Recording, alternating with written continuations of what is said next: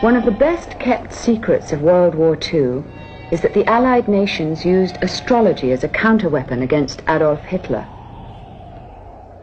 Dr. John Marilesco, internationally known astrologer and author, has disclosed that he was a member of a top-secret organization charged with outwitting Hitler's personal astrologer, Karl Ernst Kraft. The British War Office knew that Kraft's advice greatly influenced Hitler's military strategy. It was the task of the Psychological Warfare Committee to anticipate this advice by using Kraft's own methods of astrological charting to predict Hitler's next move.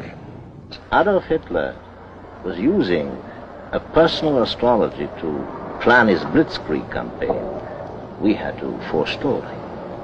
We had to learn all the predictions that were made to Hitler. We had to come up with a counter-strategy if necessary. Well, we predicted. We knew in advance what Adolf Hitler was going to get in the way of astrological advice.